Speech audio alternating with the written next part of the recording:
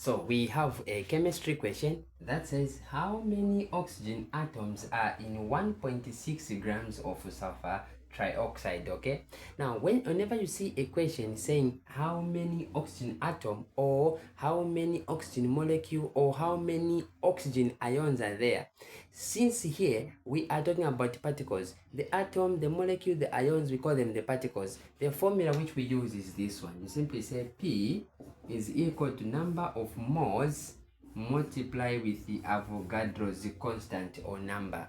So now you say A equal to. Now here, the Avogadro's number simply means the number of atoms per mole.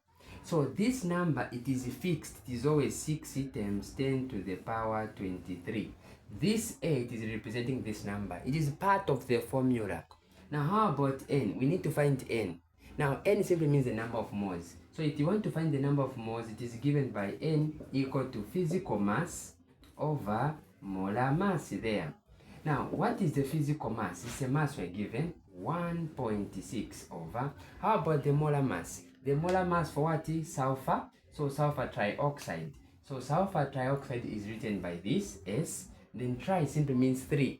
3 of what? Oxygen. So it is written like this. Now we say 1 here, which is for number of atoms for sulfur, 1 times 32. The mass for sulfur on the periodic table, it is 32. So 1 times 32, it's going to give me 32. You say plus. So 3 times 16. 16 on the periodic table for oxygen, it's going to give me 48. So once we add, we are going to get 80. This 80 now, you put there. So now once we divide 80 into 1.6, it's going to give me 0.02. Now this is the number of moles which are found in this here. Now we need to find the number of moles for oxygen. So now this number, you're supposed to multiply it like this. You multiply this number by 3 because of this 3 which is here for oxygen. So it is now like this. So once we multiply, we get this number here. So now this is the number of oxygen, number of moles for oxygen here. So now you get this number of moles here. That's where now you put where you put here. So 0.06. So now this number times this is going to give me 0.36 times 10 to the power 23.